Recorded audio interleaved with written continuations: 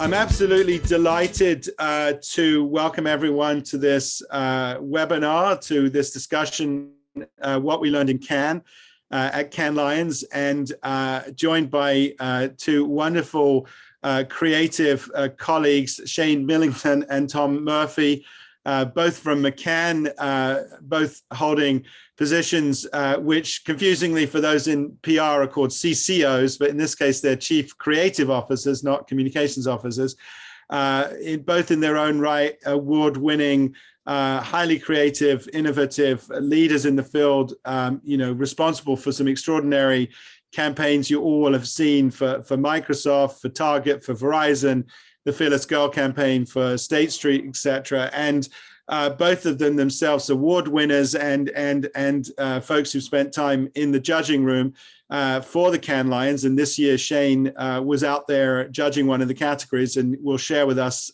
some real insights. I'm Michael Diamond. I'm the academic director of the Integrated Marketing and Communications Department. And I am also a clinical assistant professor of marketing in our divisions of programs of business. And it's my great honor to support about 1,400 students, about 250 faculty, in their studies and in their professional work as they're all emerging as future leaders of marketing and PR. And we do that sort of briefly, just to give a quick intro through two major programs for anyone on this call who's interested in the programs, is not already a student. There's a master's in marketing or integrated marketing, and then a master's in PR and corporate communications. And we'll provide some information for folks to follow up with us, but we encourage anyone who's interested to Google those and look up. And we're also introducing new executive masters, which I'll talk a bit more about. A couple of just sort of thoughts, and I think they are actually germane to the topic we're going to talk to today, which is why I think NYU SPS is a very interesting place in which these discussions take place, and also a good place to study is we really think about marketing and PR as an integrated set of activities. And whether your discipline is marketing, your discipline is PR, increasingly this integration of marketing and PR, this omni-channel approach, et cetera, is a key thing for any marketer or communicator to understand. And that's the approach we take. While the world is clearly much more global, and we'll discuss that, I think, in the context of the festival, we still see New York as a place which is very much the marketing and media capital of the world, and a minimum attracts some incredible talent that we're able then to harness in our classrooms as adjuncts, etc. So and provides opportunities for students. So it's a wonderful place to study marketing and PR.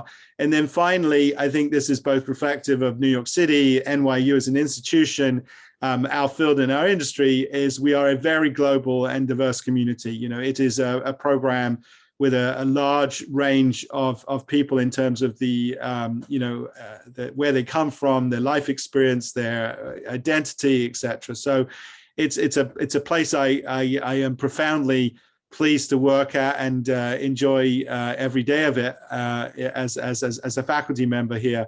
The little sort of tagline at the bottom, I think, also could be a good theme for some of our discussions, is we profoundly believe that marketing and PR are both human-centered and data-driven.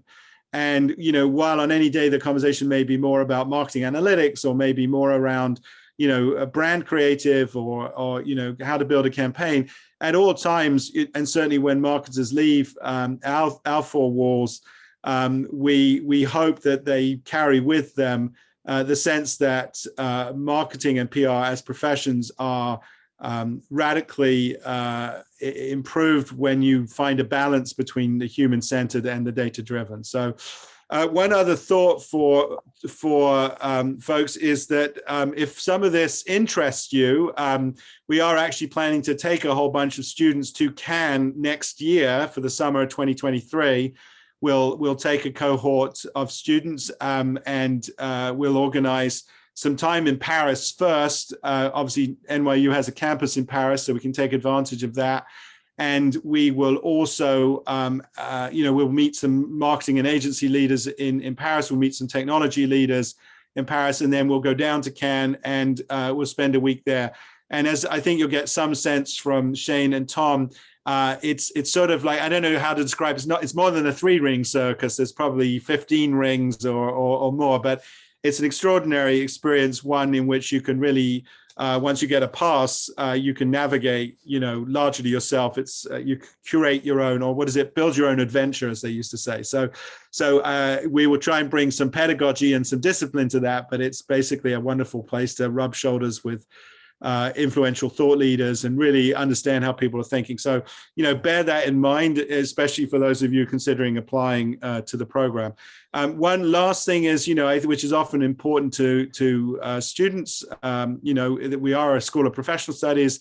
We regularly have numbers in the 90s. Last year, I think even it was 100% of the public relations students were getting jobs within 6 months. So, this is a school, notwithstanding the impact of COVID and the Great Recession, et cetera, that has done a very good job, I think, of preparing students to enter the professional world. So, and one sort of quick pitch, we are launching this fall, hopefully, a new executive master's, and that's aimed for students who are probably, or professionals who are probably more, 8, 9, 10 years into their career and are really trying to sort of find their path to the C-suite. So whether that's CMO, CSO, or Chief Growth Officer, but, they're people who want to sort of build on their marketing and PR capabilities.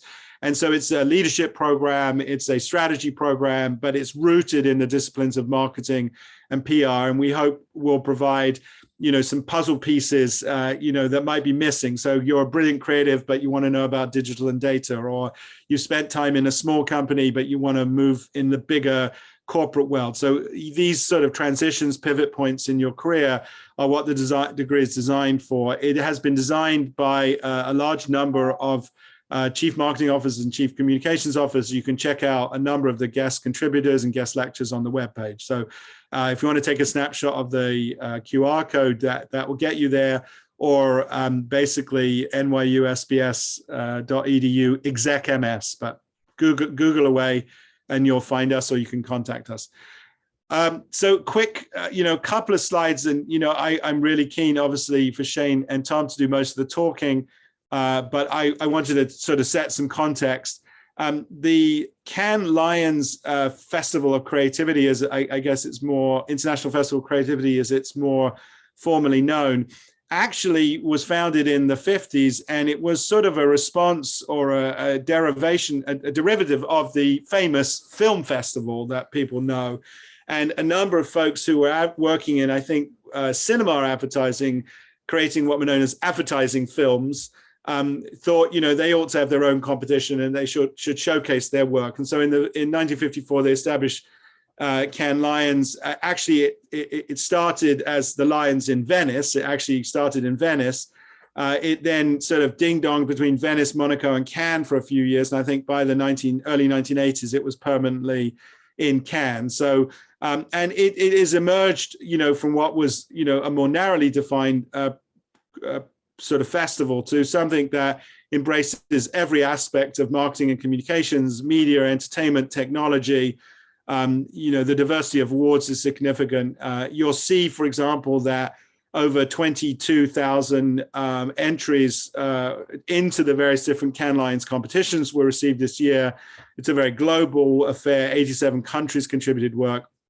And actually, in our last discussion, Sean Bryan, Tom's colleague, said that this number was actually probably more like 20,000 people when you take in all of the people who attended sort of on the fringe of the festival as well. So, it really, notwithstanding lots of probably valid jokes about, people sipping rosé and, unnecessary partying, it is actually quite a serious and certainly a very comprehensive festival and conference. And what I find tremendous is I think almost everyone is there in a learning mode. They're there to learn more, understand more, there's some degree of braggadocio, but there's a lot of reflection and thought and evaluation. So it's a wonderful experience, I think, for any marketer or PR or folks on that fringe to get the opportunity.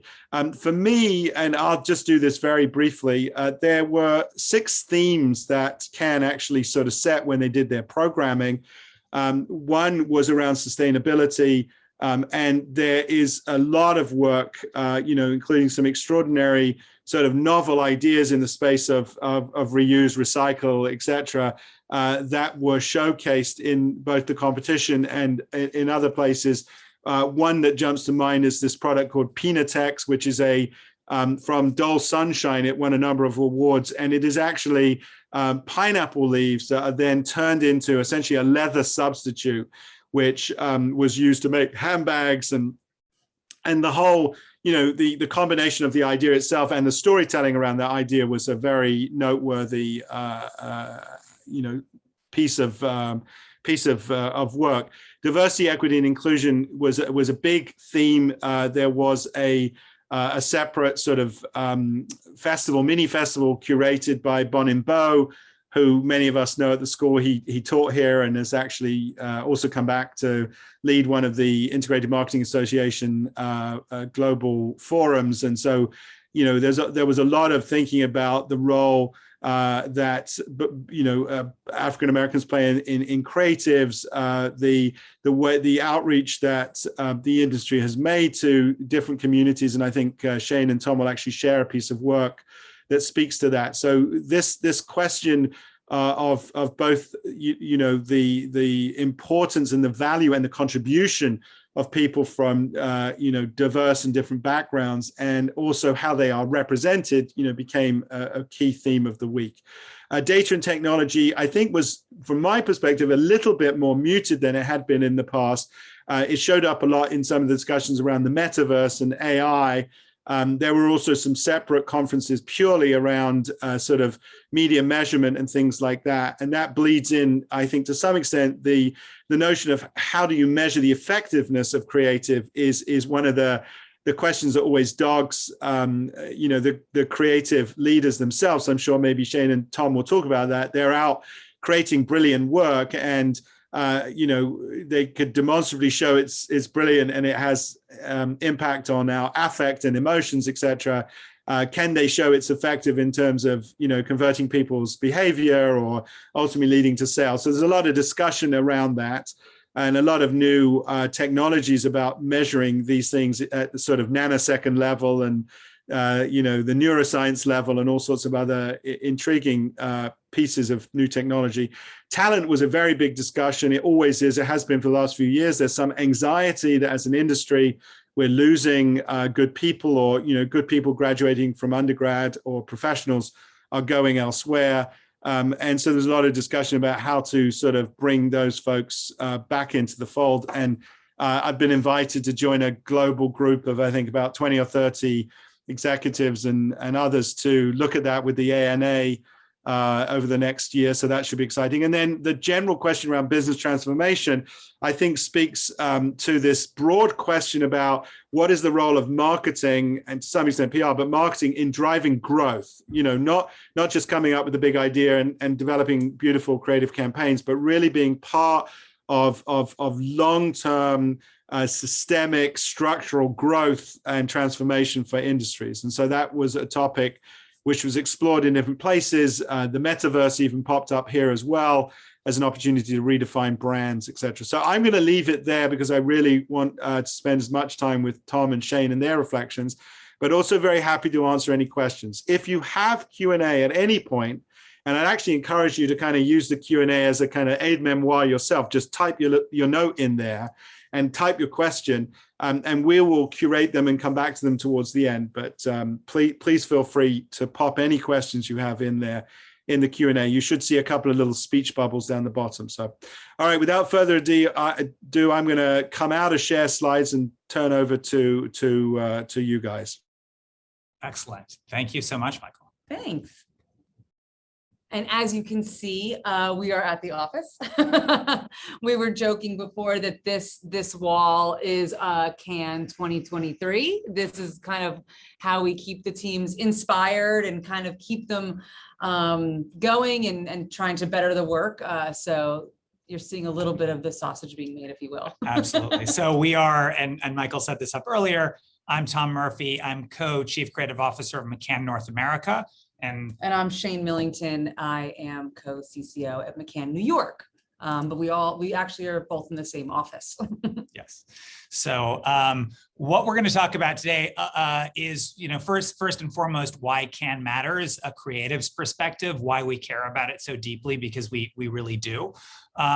Secondly, we're going to give you a little view from inside. And what I mean by that is the jury room. Shayne had the honor of being a juror at Cannes this year. And that's a very interesting perspective to share with you because she was on the inside. I was unfortunately booted from Cannes right at the last minute because I needed to go attend a shoot for a client, but it gave me a sort of a different perspective. I was watching from afar. Then we're going to end with a few things that made us proud, a couple of things that came out of our network that we love. And then I think most importantly, a few things that made us jealous, because jealousy in many ways is what Cannes is. It's the engine that drives Cannes for creative people. We go to be inspired, but to kind of get jealous in the best possible way. I kind of hate it. Yeah.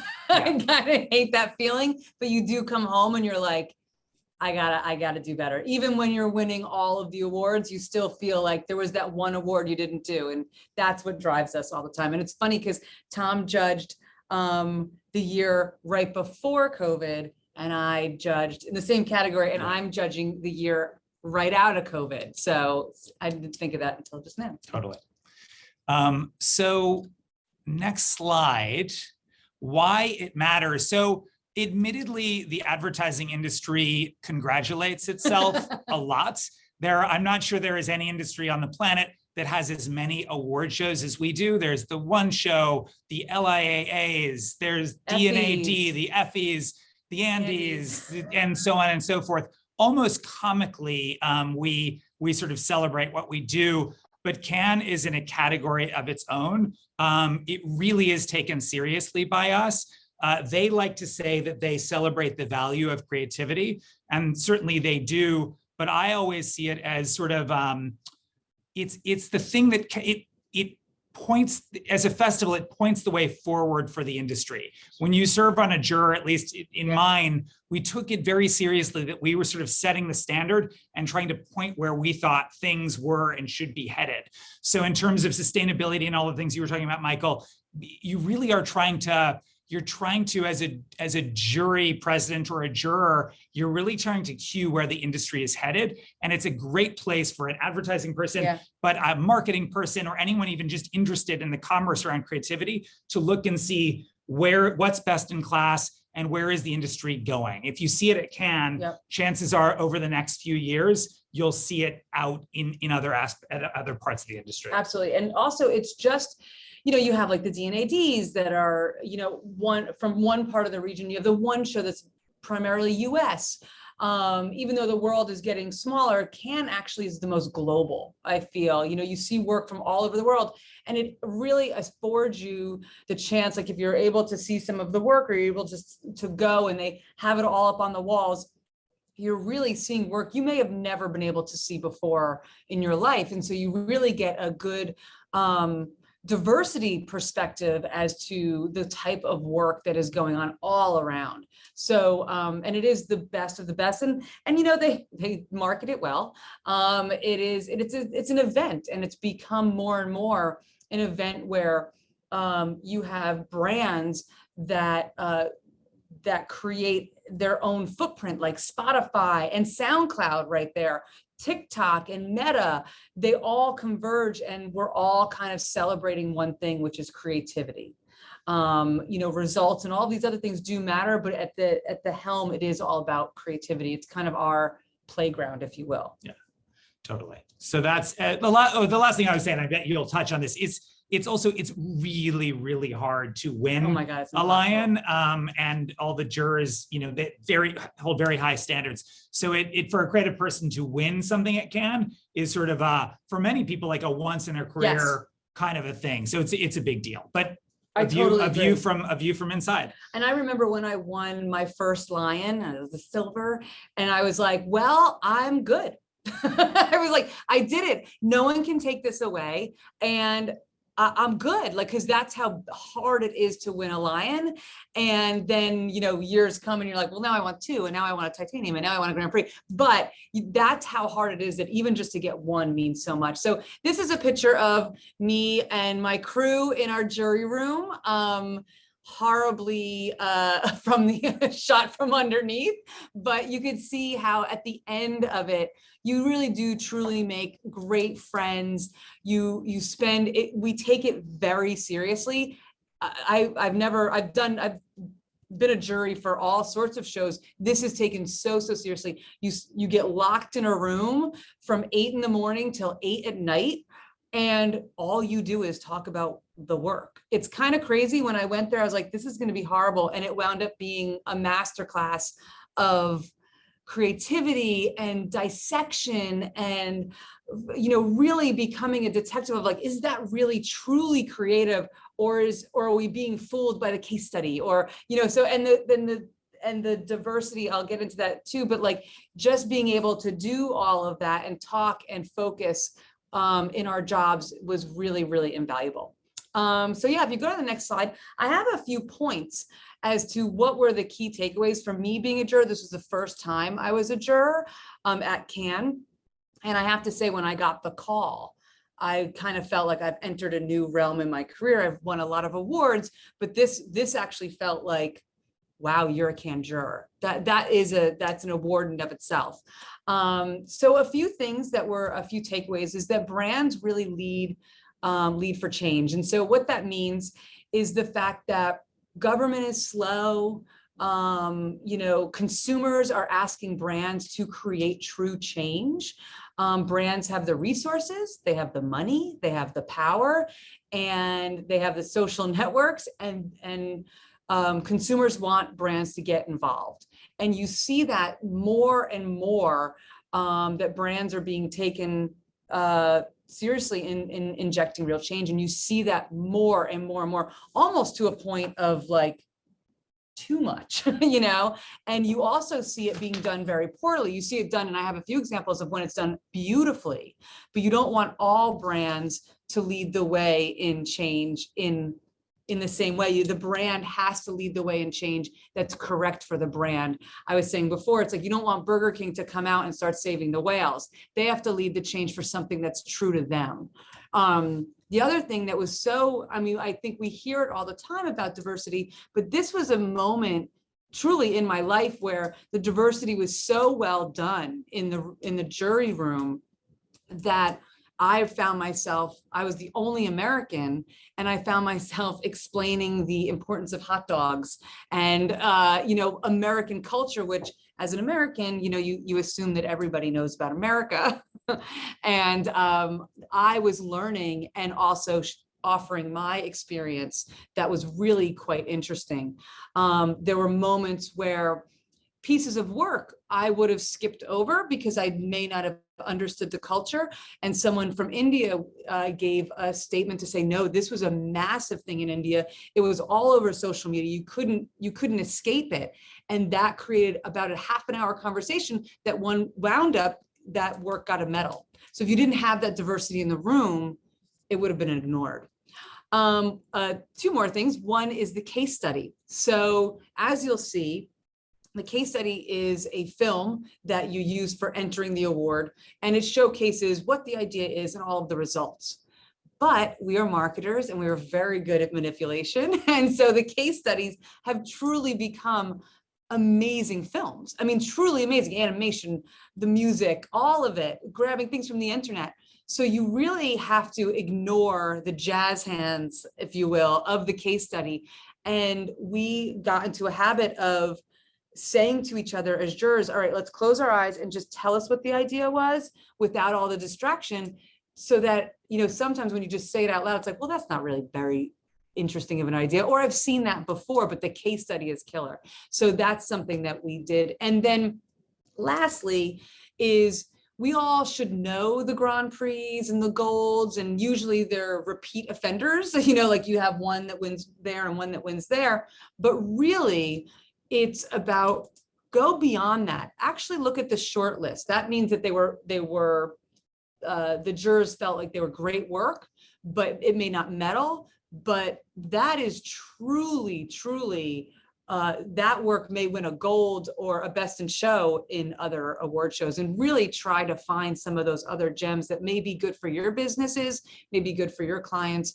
But yeah, I dig down and look into the categories. One thing, just to build on your case study thing, that's kind of interesting. I think, Michael, you were mentioning in the origins of Cannes it was advertising Yes. film. And it used to be that in an advertising award show, you just entered the film you made, the commercial you made, or the poster or the print ad, and it spoke for itself. And I think what's interesting is these days, a lot of the best ideas are relatively complex, and they transcend media and they go across channels. And it would be impossible to just let the work stand on its own. So a case study tells the story of the work. But as you said, It's tricky. Sometimes agencies have become so artful at the case study that they can make a small idea feel much bigger than it is. True. All right. So Tom, I wanted to just jump in one quick comment, which is, at NYU, and I was chatting to Shayne about this, is students have access to all of this work through an arrangement we have with Cannes Lions for a thing they call The Works. And then WARC has, a lot of analysis and further discussions about DNND and, all the other awards. So, an integral part of for students' education at NYU is this capacity to review all of this work and get access to it, which, many of us would not have. So I want to just love it. Yeah. So worth doing. All right. So a view from outside. I was packing my bags to go to Cannes, and then I got word that a very critical shoot was happening in LA for a big client of ours. And I was I was made aware that my presence would be more important at the shoot than on the Croisette in the south of France. I actually had some fun on the shoot, and it was kind of interesting because I've been going to Cannes now for about 10 years, and it was interesting to kind of be looking from the outside. So one of the things I noticed was I sort of wondered, where are the big stories? Typically in Cannes, one of the things that's exciting about it, it's almost like the Oscars, where things will rise to the top, and it becomes the year of, I'm trying to think of Fearless Girl. Well, yeah, but at the Oscars, what movie would be like a huge Nomad. Yeah, Nomad. It becomes the year of Nomad or whatever. Yeah, and in fact, yes. A few years ago, we worked on Fearless Girl, for State Street Global Advisors, which is, the statue down opposing the bull on Wall Street. And it really became the talk of the festival. Another year, a colleague of ours did a thing called Dumb Ways to Die, which was this train safety awareness thing in Australia that just transcended being advertising and became just a phenomenon around the planet. So it's usually there are these things that rise up, win multiple categories, and really become the talk of the festival. And this year there was less of that. And it felt a little bit to me that part of it was there were a lot of smaller ideas, very nimble, very smart tactical ideas. But I personally missed some of those big human Nike, Write the Future, bold ideas that not only the advertising nerds like Shayne and myself know, but my aunt in Kansas knows, these transcendent big things. So I missed some of those big things, and I felt it was a small year. I hope next year we get back to bigger. Secondly, for the last few years, people in agencies talk about, it's increasingly not enough to just create awareness of a problem or of a product. You've got to do something in the name of that brand. And that is now no longer just theoretical. Everything that wins is creating some sort of action or utility or doing something. It really is the days when you could just advertise a problem and not do something about it are kind of past us. Yeah, it was funny in the jury room, or what I heard with a bunch of jury rooms, a lot of the gun violence, gun safety, that got nothing got award, hardly anything got awarded, because it is such a global jury room that they felt, well, you guys haven't done anything. America hasn't done anything, so none of this is working. So it was very interesting, like being an American and also having worked with March for Our Lives, it was like, well, we have to keep trying, you know? So it was an interesting dynamic where you have different places like Australia. It's like, guys, like, what's your problem? Yeah, totally. And then lastly, I actually personally, a couple of years ago, I was sort of predicting to people who would listen to me that we were almost going to enter into a not post-purpose world, but that maybe we'd hit our saturation point in the industry on brands doing good, and there would be a return to just fun and entertainment and advertising. And I think for better or for worse, because of so many problems in the world, I think in the marketing industry, we really want to be doing things to try to progress the world. Yeah. And I think that yes, there are funny things. I love funny things. I love entertaining things. But I really think the gold standard these days, and this will be the same, I think this will continue, is you've got to tackle big challenges and problems and figure out ways to help brands do that. Yeah. So those were just sort of some observations from us. And then I think what we want to do, and Michael, you've got to call time on us if we've got too much stuff, because we're happy to stop at any point and do Q&A. But we just brought a few things that we were really proud of, and then a few things that we were like, God, why didn't we do that? I think you're tracking great, guys. So Awesome. Feel free to keep tracking. Okay, so this is one, I put this in here. This one is silver. This is from our office. We have traditionally done very well in experiential categories and innovation categories. We have been less of a strong film agency. And we were really proud to have this little film recognized for film craft. And it is a client of ours, is MGM Resorts. The Bellagio used to be the gold standard of Vegas hotels. It's sort of lost its luster a little bit, particularly because newer, shinier hotels have come in. And we wanted to remind the world that Vegas and Bellagio could still be really, really magical. So why don't we roll this one?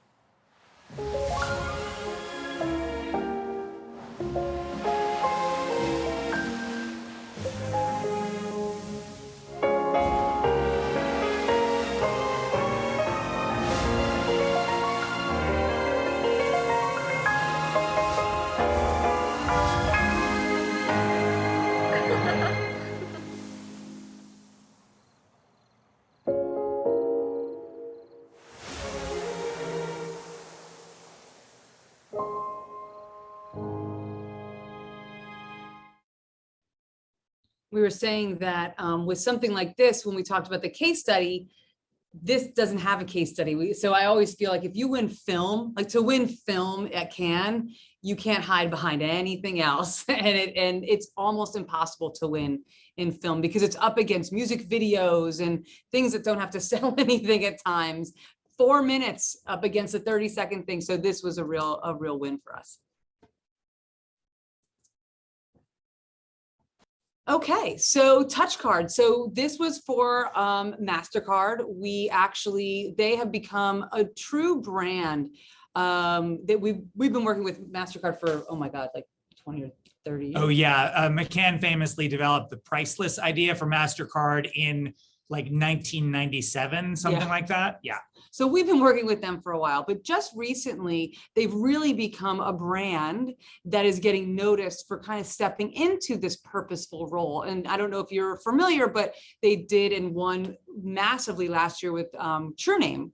And so this year, they took on another issue where they were realizing that the numbers were going away on the tops of cards, and blind or visually impaired people couldn't feel the numbers anymore and couldn't determine between a debit, a credit, or a prepaid card. And so they create a very simple solution as to just create different notches that indicated different pieces, different cards in your wallet.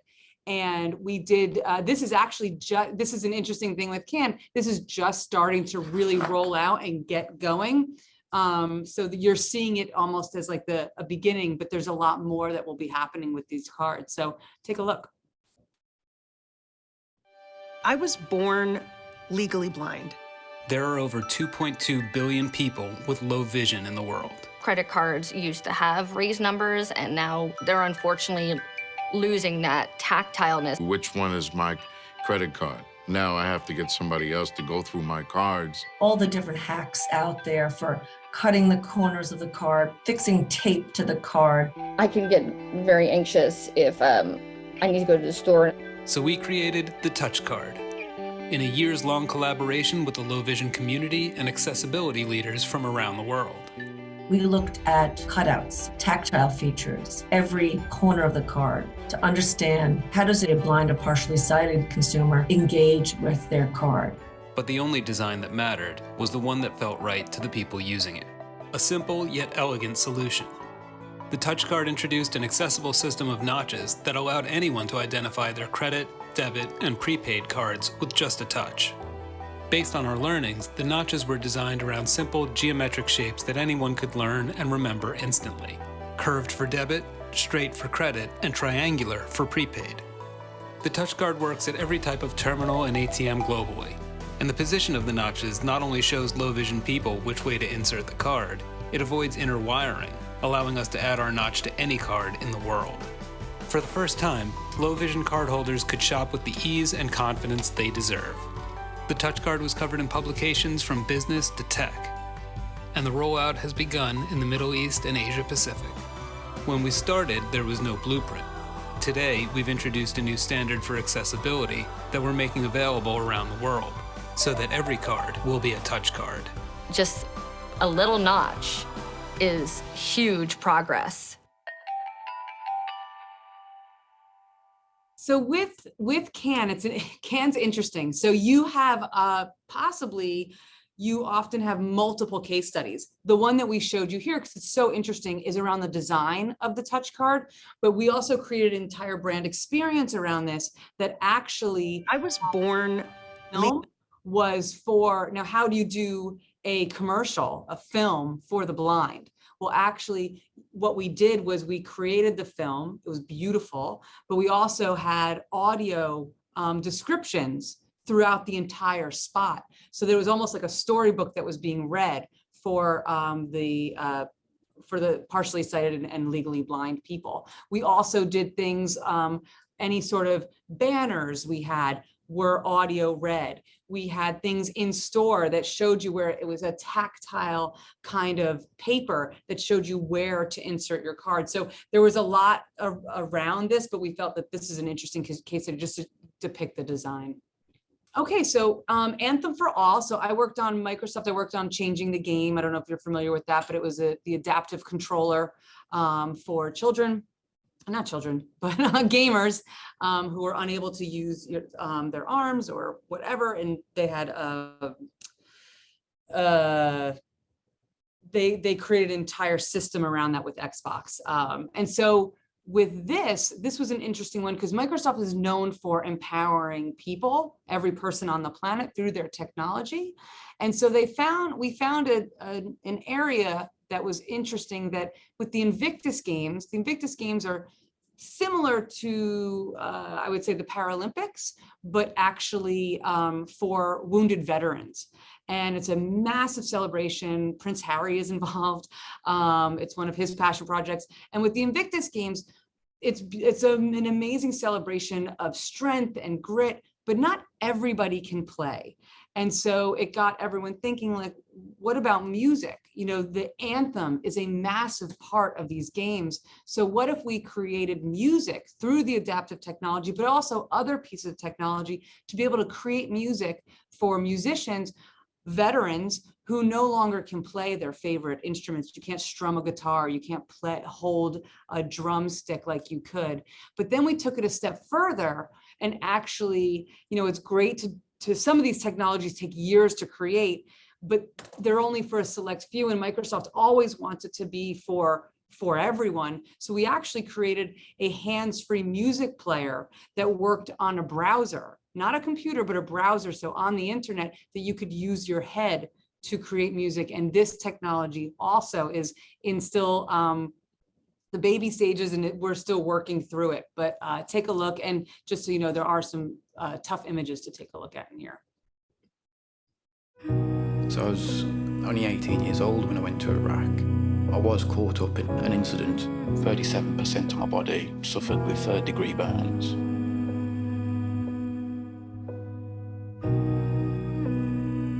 I broke 3 bones in my neck. My 4th one slightly touched my spinal cord.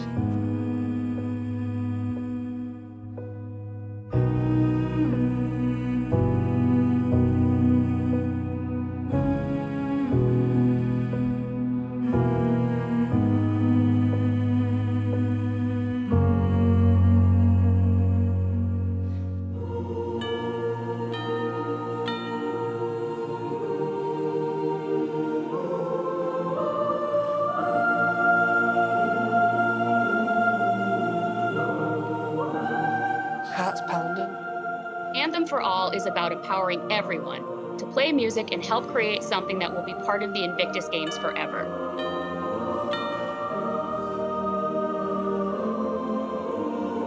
We used custom software, the eye gaze API libraries, the Xbox Adaptive Control. Invictus, are you ready? To hear the anthem played at every medal ceremony was amazing. Wounded warriors from all over the world at the Invictus Games.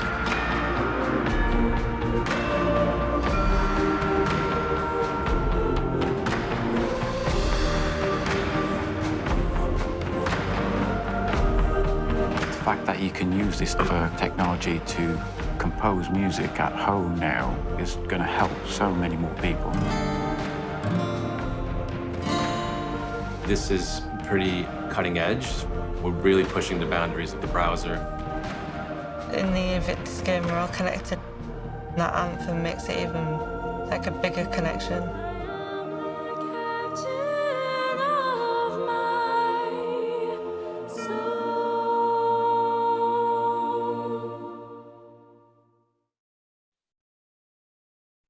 So then the next few things are not McCann things, and really part of the fun of Cannes is going and getting really, really jealous of ideas you wish you had thought of, or in many cases things that you did think of but you just didn't pull them off. That is increasingly common. Yes. We all, things are in the ether and you Yes. have an idea but it dies or it's not appropriate for the brand or whatever. Yep. And then you're at Cannes and you see, oh my God, that's our thing.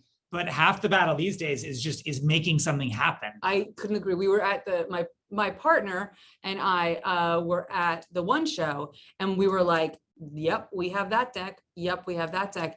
It's not just coming up with the idea, it's actually doing it and having the bravery to, not just the bravery, but all of the things, the budget, the timing, all of that stuff. So it's not just the idea. I think people think, oh, it's the idea. It's so much more about that. So this one specifically, Morning After Ireland, is a huge, absolutely love this idea for so many reasons. Oddly enough, while we were at Cannes, the news about Roe v. Wade had happened, which definitely, the judging was done, so it didn't impact the judging, but it was definitely, when they played it in the Palais, that had a much deeper meaning when everyone saw this. There were tears and things like that because, as things change in America.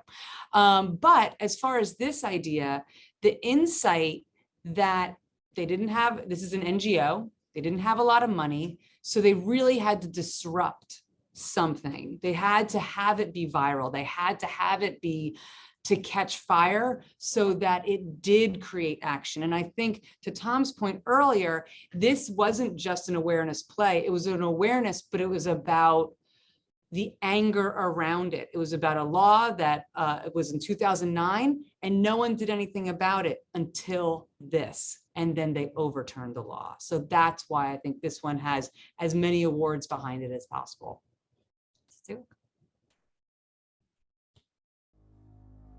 La píldora del día siguiente es un aborto. Nuestro país no permite la venta de este producto. Es un abortivo farmacológico.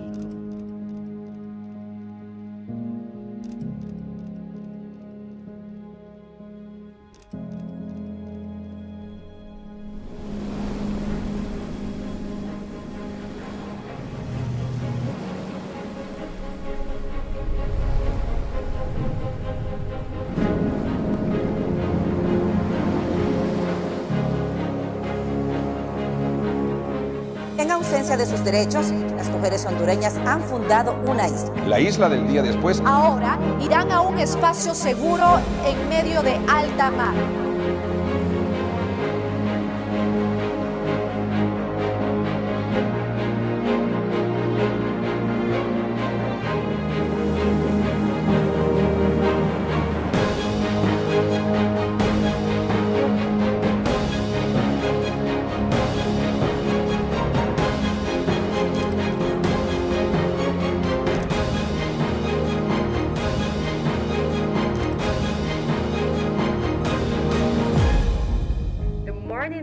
Island, a trip to the future of Honduras. 4 metros cuadrados, más han generado apoyo de todos los rincones. A creative solution for Honduran women.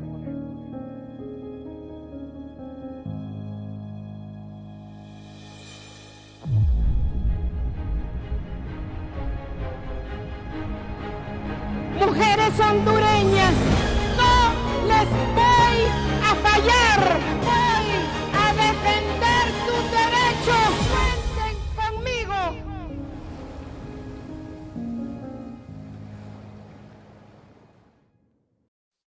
Yeah. So as you said, Shayne, that took on like a whole new meaning. Yeah. This year, given the context, which context is actually a good transition to the next, good segue to the next one.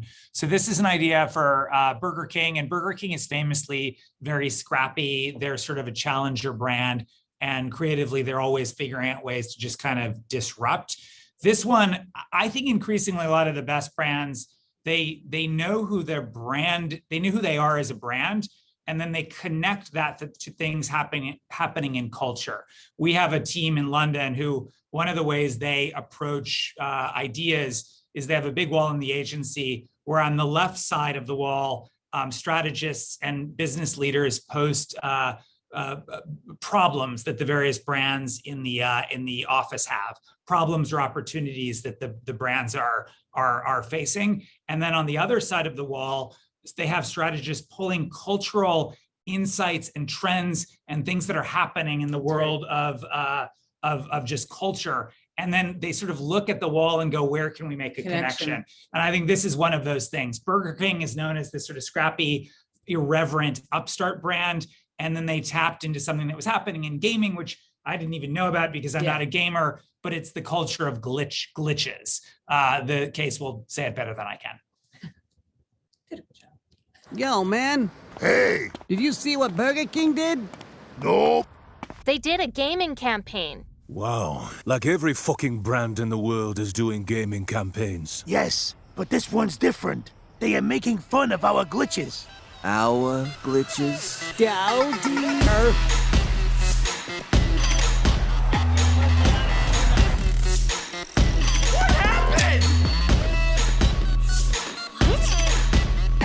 I have no idea what's going on.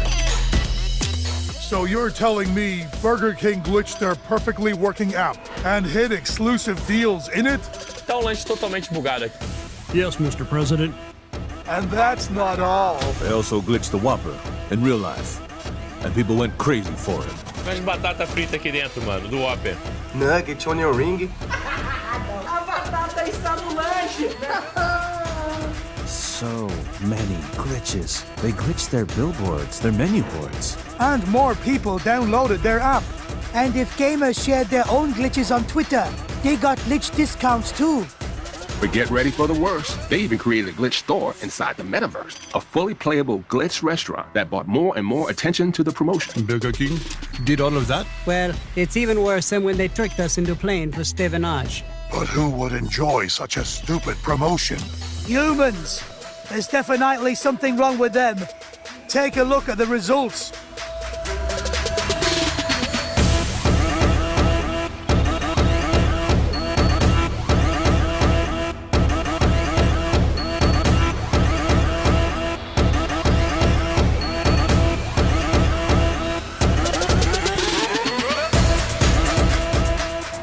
Well, I guess I'll go back to BK and grab myself a Whopper.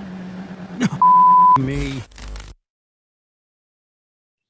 That one also, I would note that, Shayne doing the jury thing this year, you have to watch hundreds of these case studies and it can become mind numbing. So if you can figure out a fun way to twist a case study, the juries love it. So the fact that they actually used characters in video games to tell the case in a very funny way, I think is kind of brave because they took a little bit of a leap to do that. And then it was just funny and rewarding as a case. The next one, and I think maybe this is the last one we'll play and then open it up, to any questions if you have them. This one I picked possibly because I work a lot in the telco category on Verizon. I also thought this was sort of cheeky and irreverent in a great way. We all know that Apple just dominates the smartphone market, and in some ways, what Burger King is to McDonald's, Samsung is to Apple. They're a challenger brand. They can be irreverent. And it's really hard to get somebody who's locked into the Apple, ecosystem or walled garden to even look at a Samsung Android device, let alone play with one and test the UI. So they figured out a really fun, irreverent way to get iPhone users to experience the joys of Android on their iPhones. I also think that Tom picked this because of the logo. I do kind of. Shayne knows that I'm a sucker for a good, simple logo, like a good key visual. It's so perfect. Sticking the Android inside Steve Jobs, sacred Apple is blasphemous in a good way. Lately, you hear a lot about Apple's walled garden. Walled garden. Walled garden. To lock in users to its walled garden. A $1 billion battle royale between Apple and Epic Games.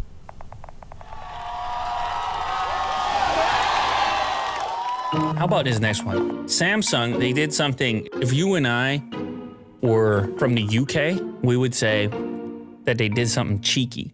I'm not really used to Android. I never had an Android device, but here we have now the chance to experience Android on our iPhones. Yes, you heard that right. When I click next and watch this, you click let's go and look at the phone. This is pretty crazy. Now, if you've been with iPhone for a long time and it's all you really know, then that could be stopping you from even stepping into the Android ecosystem. And that's what Samsung is trying to fix today. It's buttery smooth, guys. You have the side cards, the Google search up top. This is insane.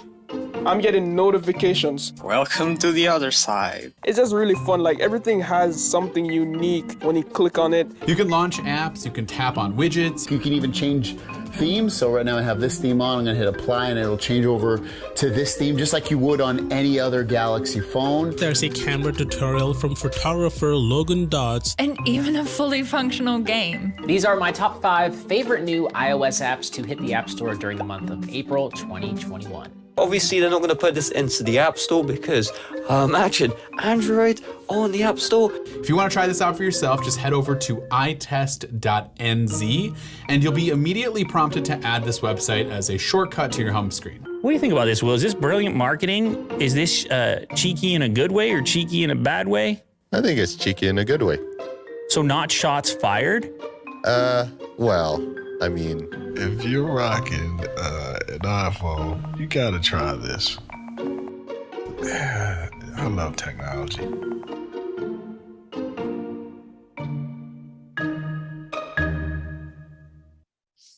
All right, so the very last case I think we had in here, which I won't play just in the name of time, but I recommend looking it up to anyone who is interested. If you go to the next page. This last one is really, really beautiful. And Shayne and I happen to know one of the creatives behind it who used to work here. But basically, there is a disease called MND, which is a cognitive disease that one of the big symptoms of it is that people gradually lose their ability to speak. Their speech becomes slurred, and eventually they really lose the ability to speak. And they use technology to let people afflicted by the disease bank their voice. Yeah. Basically, it was a story that they had to read. The technology would recognize the speech, archive it, and then you could use AI to use your voice even after you could no longer use your voice. Yeah. I'm not explaining it as beautifully as the case does, but it really, as someone in my life was affected by a similar sort of a problem, and it's just really, really utility in the most beautiful way. Yeah, and it's funny because this is one of those examples where it's like working on Microsoft for so many years, we had this as something, and it never was able to be made. So it's like, well done. It's beautiful from Dell. It's great. But that is sort of, I think that is kind of it for us. We love CAN. We love being inspired by it. Highly recommend, Michael, you were talking about taking students over there. I highly recommend it for anyone interested in creativity and marketing. And happy, I know we're out of time, but happy to take any questions if there are any. The other thing too is I told the creatives, the creatives that work here, take once a week, watch 5 case studies. Right. Don't watch the Grand Prix, don't watch the gold, watch the silver, watch the bronze, watch a short list. It helps. It's like anything, it's a muscle you have to activate. Yeah. Well, I think that's good counsel for our students as well. I think this is the way. And as I said, through, our partnerships with WARC and with Cannes Lions, they have access to a host of extraordinary cases globally. I know our faculty already leverage that, as a resource. To your earliest point, Shayne, we always encourage faculty not to think about the world as, this is your father's Oldsmobile, but campaigns that come from India and China and Argentina and, just wonderful case studies outside of the US. We had one question, which I think, I may sort of pitch as a follow-up, but you might have a general answer. Is we have a lot of international students, many who want to work, while they study in the US, want to work back, from their home country, in this case, China. And the idea of, how do you best prepare for a job with, say, McCann in China when you're a non-native English speaker? What do you think is the best kind of training for folks, perhaps not necessarily creative directors per se or creative, but, broadly in branding, in strategy work? What's your counsel to young emerging professionals, especially international ones? I mean, first of all, I think that creativity can come from anywhere, right? I would say copywriting is probably the hardest, though I've had many copywriters who have English was their second language because, and it has worked. I would say with strategy and design, I mean, we have a lot of professionals in design. We love getting designers and art directors from all over the world. Generally, the design is actually better than in the US at times. But to me, it's like trying to immerse yourself in all of the cultures. But I would say, the culture here at McCann, I feel like everyone has a visa. Like, I just feel like everybody we hire, no one has grown up in the States, or a very small percentage of them have. So, and we recognize that as a massive positive because we actually work on a lot of global brands. We don't really work on a lot of local brands. So that actually comes as a positive for us rather than something that you would look at as a hindrance. So I would say, don't look at it as a hindrance. It's actually something that you should be really proud of and sell. Yeah, I think I would, support that. It's, everybody brings in an asset or a differentiation, or, as the famous song says, everyone's got a gimmick, and I think the idea that, the fact you may have, grown up somewhere else, are comfortable and fluent in other cultures, is a positive thing. It's probably something around how you position yourself clearly and making those skill sets viable and available and etc. But it's not a disadvantage. I think particularly in your field, it's not a disadvantage. I would even add, these are great. These two stories that I can tell is one, it also leads to better work. So I think you know where I'm going with this. We had a producer who was transitioning, and giving and allowing us to be part of that story actually was the reason why True Name even became True Name. Then there was another piece from McCann, Visibles. I don't know what was it. Yeah, there was and this isn't about where you come from, but about just a diversity of perspectives. Famously for IKEA out of McCann, Israel, right. There was a copywriter with cerebral palsy and brought an idea to the table about making IKEA furniture more accessible. The idea never would have happened if we didn't have this perspective. So increasingly, if we believe like Can does in the value of creativity, you get tremendous value from different perspectives. All the time. We had a creative, even just on the Ulta brand, who recently said, I'm a Black woman and there are not very many products for me in the Ulta stores, and there's not Black owned businesses. And they actually changed their whole philosophy around that. So having those perspectives, whatever they may be, is massively important to bring to an agency. So I'm conscious, since I know Tom's train schedule, that we probably got at the end here. Tons more questions I would love to ask the two of you. So we'll figure out some time to get you back about the relationship between creativity and business strategy, creativity and growth, and things like that. I always thought it would be great to get more into the minds of creative folks, but I'm going to give you back the rest of your evening. Hopefully you're not staying at that office for too much longer, but I want to thank you both for, really an extraordinary trip around the bases and for sharing your perspective with us. It's much appreciated. So thank you. Thanks so much. It's really all right. Good to see you both. Thank you so much. Bye.